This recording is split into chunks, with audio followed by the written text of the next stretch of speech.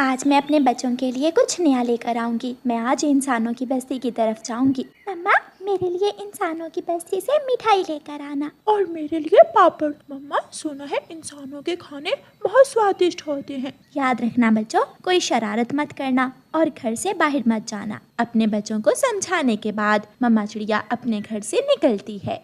मम्मा चिड़िया जंगल से बाहर इंसानों की बनाई हुई सड़क के पास जाकर बैठ जाती है। एक साइकिल वाला गुजरता है। टोकरी से उसका एक मीठा फल सड़क पर गिर जाता है। ये मीठा फल मैं खा लेती हूँ और फिर बाद में बच्चों के लिए भोजन ले जाऊंगी। मम्मा चिड़िया पेड़ से उड़कर सड़क के बीच जाकर बैठती है। बड़ा फल उठाना मुश्किल था। मम्मा चिड़िया फल को उठाने की कोशिश कर रही थी कि पीछे से एक तेज रफ्तार कार गोली की तरह आती है और मम्मा चिड़िया को कुचलती हुई गुजर जाती है। सारे सपने, सारी बातें दिल में लिए मम्मा चिड़िया एक पल में ही अपनी जान से चली जाती है। कोई इंसान भी वहाँ नहीं आता। शायद सड़क पर पक्षी मरते ही रहते थे। ये इंसानों के लिए कोई नई बात नहीं थी। बच्चे शाम तक अपनी मम्मा का इंतजार करते हैं और फिर शाम के बाद गुड़िया कुकू से कहती है, कुकू भाई, मम्मा अभी तक नहीं लौट कर आई। मैं गौरी आंटी से पूछ कर आती हूँ। गुड़िया बहन, जल्दी आना, मुझे डर लग रहा है। गुड़िया गौरी आंटी के घर जाती है। रास्ते में गुड़िया को तोता अंकल मिल जाते हैं। छोटी गुड़िया, क्या आज तुम्हारी मम्मा इंसानों की बस्ती की तरफ गई थी?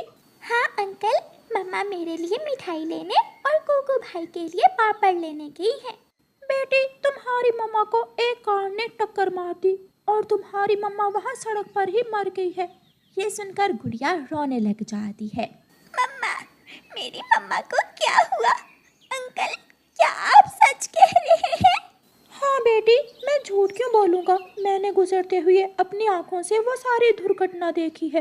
रोती हुई छोटी गुड़िया अपने घर चली जाती है। गुड़िया बहन, मम्मा कहाँ है? आप रो क्यों रही हैं? कुकू, कुकू भाई, मम्मा को इंसानों ने मार दिया है। ये सुनकर कुकू भी रोने लग जाता है। दोनों बहन भाई सारी रात रोते रहते हैं। कालू जी, सुना है उस छोटी चिड़िया को कल इंसानों ने मार दिया है। सुना तो मैंने भी है।